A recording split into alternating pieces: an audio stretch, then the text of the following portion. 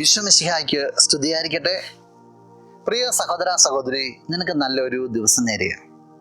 ഈശോ നിന്റെ ജീവിതത്തെ സമർത്ഥമായിട്ട് അനുഗ്രഹിക്കട്ടെ. യോഹന്നാന്റെ സുവിശേഷം 2-ാം അധ്യായത്തില് ഈശോ ദേവാലയം ശുദ്ധീകരിക്കുന്ന ഒരു രംഗമുണ്ട്. ഈശോ ജെറുസലേം ദേവാലയത്തിലേക്ക് കടന്നു വരുമ്പോൾ അവിടെ കാണാൻ പാടില്ലാത്ത പല കാഴ്ചകളും ഈശോ കാണുകയാണ്. ഈശോ അവയെല്ലാം ശുദ്ധീകരിക്കുക. ആ അവസരത്തില് വചനം ഇപ്രകാരം പറയുന്നുണ്ട്. 2-ാമത്തെ അധ്യായം 17-ാമത്തെ വാക്യം, അവിടുത്തെ ആലയത്തെക്കുറിച്ചുള്ള തീഷ്ണത എന്നെ വിഴുങ്ങിക്കളയുമെന്ന് എഴുതപ്പെട്ടിരിക്കുന്നത് അപ്പോൾ അവന്റെ ശിഷ്യന്മാർ അനുസ്മരിച്ചു. ഇതെല്ലാം കാണുമ്പോൾ ശിഷ്യന്മാർ ഓർക്കുകയാണ്, പഴയൊരു പ്രവചനം കിടക്കുകയാണ്, ആലയത്തെക്കുറിച്ചുള്ള തീഷ്ണത എന്നെ വിഴുങ്ങിക്കളയും. ശിഷ്യന്മാർ അതാ ഓർത്തെടുത്തത്.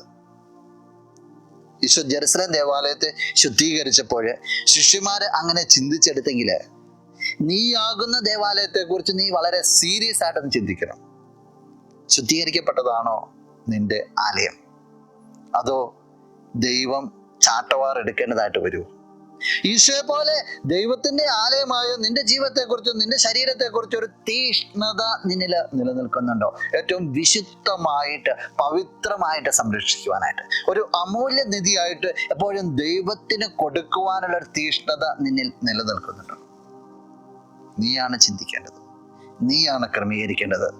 ഈശോയെ കൊണ്ട് ചാട്ടവാറെടുപ്പിക്കുകയല്ല, ഈശോയ്ക്ക് സ്വീകരിക്കാൻ തക്ക രീതിയിൽ ജീവിതത്തെ ഒരുക്കി കൊടുക്കുക നീ ചെയ്യേണ്ടത്. നിനക്കത് സാധിക്കട്ടെ. നമുക്ക് പ്രാർത്ഥിക്കാം.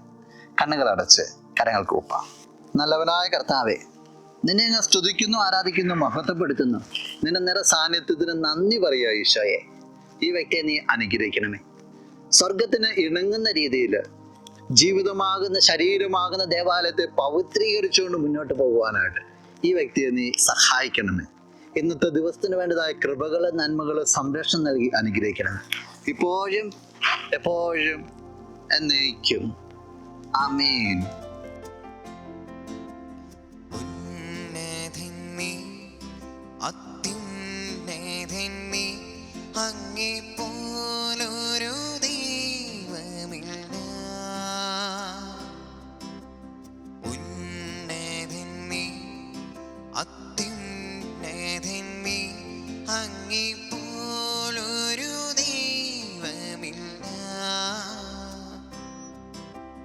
അത്ഭുതവാൻ അതിശയവാൻ നീ മാത്രമേ ദൈവം.